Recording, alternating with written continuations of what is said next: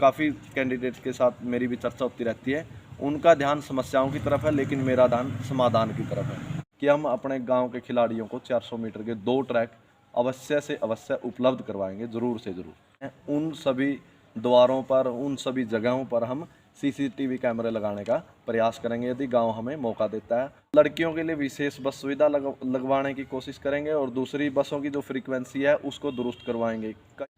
नमस्कार, मैं संजय डुल्ला। आप देखना शुरू कर चुके हैं कैथल 24 न्यूज़। आपको बता दें कि चुनाव का ऐलान हो चुका है, तारीखों का ऐलान हो चुका है, लेकिन जिस तरह से चुनाव अब की बार 2 साल लेट हुआ, लेकिन चुनाव की तारीखों का ऐलान होते ही उम्मीदवार लगातार फील्ड में उतरे हुए हैं, अपना दमखम लगाए हुए हैं। लेकिन बात करें पूंडरी हल्के के गांव पाई की। गांव पाई एक बड़ी पंचायत है जहां पर एक ही सरपंच चुना जाता है। काफ़ी उम्मीदवार उतरे हुए हैं, लेकिन एक उम्मीदवार यानी जय भगवान उर्फ जानू ढूल जी है, उनकी पत्नी है आरती देवी जी, वो चुनावी मैदान में, आपको एक बार बैनर यानी पोस्टर दिखा देते हैं। जो आरती जी है वो चुनावी मैदान में उतरी हुई है और क्या क्या मुद्दे रहेंगे वो जय भगवान जी हमारे साथ है। जय भगवान जी, नमस्कार। नमस्कार संजय जी। कैथल न्यूज़ 24 के सभी दर्शकों को मेरी तरफ से हाथ जोड़कर नमस्कार। जय भगवान जी, ये बताइए, आपकी वाइफ है आरती देवी जी, चुनावी मैदान में आपने उतार दी गई। वैसे तो कई बार आपने देखा होगा कि अब बोलते हैं कि अब लड़कियां हैं जो लड़कों से कम नहीं, महिला भी पीछे नहीं, लेकिन किन मुद्दों के साथ आपने महिला को चुनावी मैदान में उतारा? देखिए, पिछले काफ़ी समय से चुनाव डिले रहे और मैंने चुनाव में उतरने के लिए अपनी पत्नी श्रीमती आरती देवी को चुनाव के लिए तैयार किया और मैं पहला ऐसा सरपंच पद का उम्मीदवार हूं जो चुनाव के अंदर चुनावी मैनिफेस्टो, जिसमें 20 तरह के मुद्दे मैंने इसके अंदर शामिल किए हैं, उनके साथ मैं चुनावी मैदान में आया हूं। और सबसे मुख्य मुद्दा इसके अंदर नशा है। नशे के ऊपर सबसे ज़्यादा फोकस इस चुनाव के अंदर किया जा रहा है मेरी तरफ से। और मैं शायद ऐसा अकेला उम्मीदवार हूं सरपंच पद में जिसने चुनाव के दौरान अभी तक और आगे भी अपनी चुनावी प्रक्रिया में नशे का बिल्कुल खुलकर विरोध किया।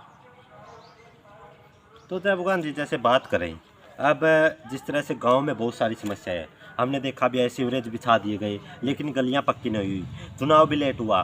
विकास की तरफ मेन क्या फोकस रहेगा जिस तरह से गलियों को लेकर बहुत सारी समस्याएं आ रही है? मेरा चुनाव के अंदर उतरने का सिर्फ एक ही मकसद है कि गांव की तरक्की और उन्नति किस तरह हो और सबसे ज़्यादा विकास किस तरीके से किया जा सकता है। और इसीलिए मैंने अपना चुनावी मैनिफेस्टो इसके अंदर तैयार किया और ये मैनिफेस्टो मैंने 13 जून 2022 को लॉन्च किया था और काफ़ी अच्छा गांव के अंदर रिस्पांस मिला। इसमें हर तरह के मुद्दे शामिल किए गए हैं, चाहे गलियों के निर्माण से संबंधित है, पर्यावरण से संबंधित है, चाहे रोजगार से संबंधित है, शिक्षा और नशे के खिलाफ जो मेरी मुहिम है चाहे वो शामिल है, और भी कई तरह के 20 तरह के इसके अंदर मुद्दे मैंने शामिल किए हैं। और इन्हीं मुद्दों को लेकर मैं चुनावी मैदान में आया हूं और हर वोटर के साथ, हर एक व्यक्ति, हर एक महिला, हर एक वर्ग, हर इंसान के साथ मैंने इस चुनावी मैनिफेस्टो के साथ उनके साथ चर्चा की है। बड़ा अच्छा रिस्पॉन्स इस चुनाव के अंदर मैंने मिला है।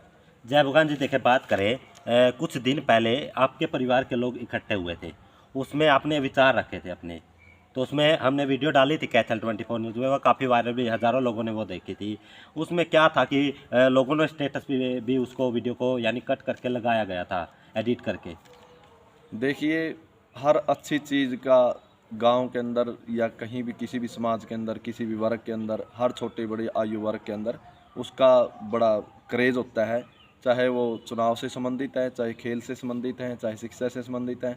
और मैं खुद मेरी जो फैमिली बैकग्राउंड है वो खेल से जुड़ी रही है और उसके ऊपर भी मैंने काफ़ी ध्यान दिया है। और मैं खुद भी ऑल इंडिया सिविल सर्विस के अंदर गांव का शायद इकलौता खिलाड़ी खेल के आया हूं। और चाहे शिक्षा की बात है, मैं शिक्षा के साथ भी 2.5-3 साल मेरा जुड़ाव रहा है, मैंने एक शिक्षक के रूप में भी मैंने काम किया है। और इन्हीं मुद्दों के साथ ही मैं चुनाव में आया हूं, क्योंकि यदि हम जो अपने मुख्य मुद्दे हैं उनको गांव के सामने नहीं रखेंगे, भाई इनका सॉल्यूशन कैसे होगा। तो मैंने काफ़ी कैंडिडेट्स के साथ मेरी भी चर्चा होती रहती है, उनका ध्यान समस्याओं की तरफ है, लेकिन मेरा ध्यान समाधान की तरफ है। और यही मेरा मुख्य चुनाव के अंदर। देखो जय भगवान जी, एक बात आपने बोली है, मैं खिलाड़ी रह चुका हूँ, खिलाड़ी, लेकिन बात करें गांव पाई में स्टेडियम बनने को अभी तक तैयार नहीं हुआ उसे काफ़ी वर्ष हो गए हैं, लेकिन घास भी उगी हुई है। तो पहला क्या समाधान होगा खिलाड़ियों के लिए विशेषकर? वैसे तो सरकार खिलाड़ियों को बढ़ावा देने की बात करती है, लेकिन कोई भी समाधान नहीं हो पाता। देखिए, अपना गांव एशिया की सबसे बड़ी सिंगल लार्जेस्ट पंचायत के रूप में जाना जाता है और इकलौती सबसे बड़ी पंचायत है, लेकिन हमारा इतने बड़ी आबादी के होने के बावजूद भी हमारे पास अभी तक हम अपने खिलाड़ियों को 400 मीटर का ट्रैक उपलब्ध नहीं करवा पाए।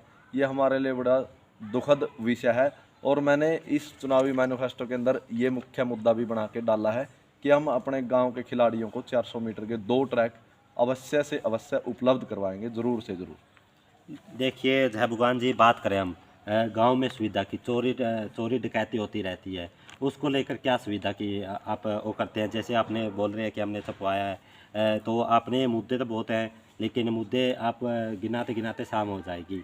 तो क्या रहेगा विशेषकर सुरक्षा के लिए?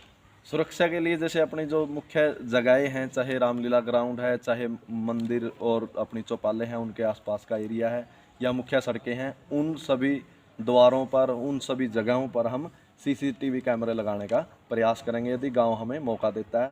देखिए जयबुगान जी, जिस तरह से रूट पड़ता है राजून से पुंडरीवाड़ा, उसमें बता दें कि लड़कियों को बाहर जाना पड़ता है और बस है, बसों की कमी है, और बसों की कमी के चलते लड़कियों को भी लट गया, कई बार तो बड़े हादसे हो जाते हैं। तो लड़कियों के लिए क्या विशेष सुविधा होगी बस? लड़कियों के लिए विशेष बस सुविधा लगवाने की कोशिश करेंगे और दूसरी बसों की जो फ्रीक्वेंसी है उसको दुरुस्त करवाएंगे। कई बार हम देखते हैं कि बसें एक टाइम में तो 3-3 4-4 इकट्ठी आती हैं और कई बार एक एक सवा घंटे तक कोई बस नहीं आती। तो उस जो फ्रीक्वेंसी है उसको हम दुरुस्त करवाएंगे ताकि लोगों को ज़्यादा से ज़्यादा सुविधाएं मिलें। अस्पताल की बात करें जहाँ पर डॉक्टरों की कमी है सर, वैसे तो बड़ा गांव है, बड़ा हॉस्पिटल होना चाहिए, लेकिन अभी तक तो छोटा ही है, डॉक्टर भी बहुत कम है, डॉक्टर को कभी तो ड्यूटी पर नहीं मिलते।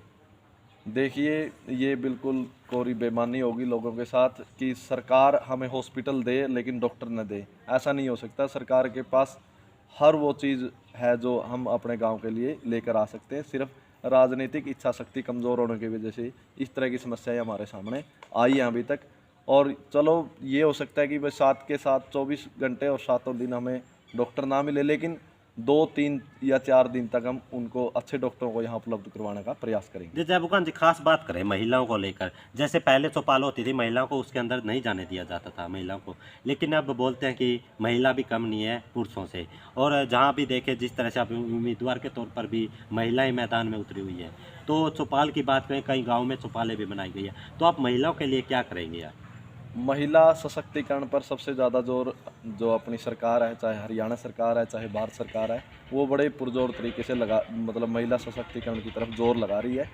तो हम भी उनका जो गौरव है, वो जैसे पहले महिला मंडल होती थी, तो इस तरह के जो आयोजन हैं उनको करवाने की हम कोशिश करेंगे ताकि वो एक दूसरे के साथ मतलब वार्तालाप करें, अपनी एक दूसरे की समस्याओं को एक दूसरे के सामने लेके आएँ और उनका समाधान उचित तरीके से हम निकाल सकें पब्लिक कन्वेंसिंग के साथ। तो जयबुखान जी, जिस तरह से आप डोर टू डोर गए होंगे, फील्ड में उतरे, चुनाव प्रचार चला हुआ है, तो कैसा समर्थन मिल रहा है आपको? समर्थन बहुत ज़बरदस्त तरीके से मिल रहा है क्योंकि हर इंसान मतलब इस बात से खुश है, हर वोटर खुश है, हर गांव का नागरिक, छोटा बड़ा बच्चा बड़ा खुश है कि कोई तो हमारी सूद लेने वाला इस गांव के अंदर आया, जो मतलब चुनाव से पहले अपने वादे बता रहा है कि ये वादे हम मतलब आपके लिए कर रहे हैं और इनका पूरा करने के लिए पूरा जोर लगाएंगे। तो जयबुखान जी, बात करें जिस तरह से कई बार माहौल ख़राब करने का तरीके हथकंडे अपनाए जाते हैं, तो क्या संदेश देना चाहोगे?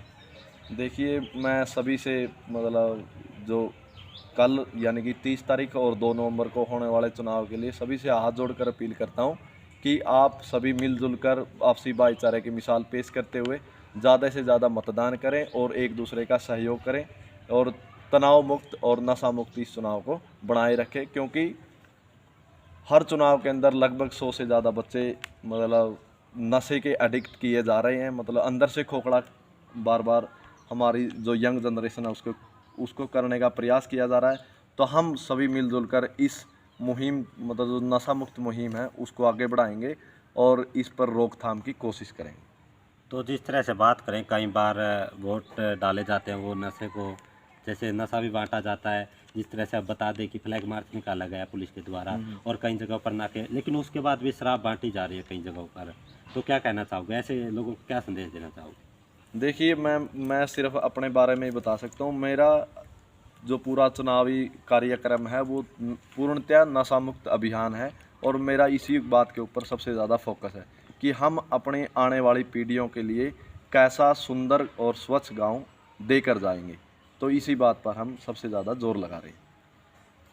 तो बता दें कि जो गांव पाई एक बड़ी पंचायत है जहां पर एक ही सरपंच चुना जाता है। जो सरपंच पद के उम्मीदवार आरती देवी जी हैं, उनके पति थे जयबुगान उर्फ जानू जी। और जिस तरह से बता दें कि उन्होंने बताया कि खिलाड़ियों के लिए क्या सुविधा होगी, लड़कियों के लिए क्या सुविधा होगी, क्योंकि गाँव में समस्याएँ बहुत सारी है। मुद्दे गिनाते गिनाते शाम हो जाएगी, लेकिन जिस तरह से जयबुगान जी से हमने बात की, क्योंकि आरती जी है वो एक महिला और चुनावी मैदान में उनको उतार दिया गया, और क्या क्या सुविधा उनको उनके द्वारा दी जाएगी यदि वो पंचायत यानी जीत के बाद कुर्सी पर बैठेगी। क्योंकि गांव एक बड़ा गांव है पाई, बड़ी पंचायत है। क्योंकि ये आपको बता दें कि इस तरह का क्वेश्चन भी आता है जहाँ पर भी कहीं पर जीके के में क्वेश्चन आता है कि ऐसी कौन सी पंचायत है जहाँ पर एक ही सरपंच चुना जाता और बड़ी पंचायत है। कई जगहों पर आपने देखे होंगे दो दो सरपंच होते हैं, लेकिन यहाँ पर एक ही पंचायत है और मुद्दे बहुत सारे होंगे। लेकिन जिस तरह से हमने जयबुगान जी से बात की क्या क्या रहेंगे, और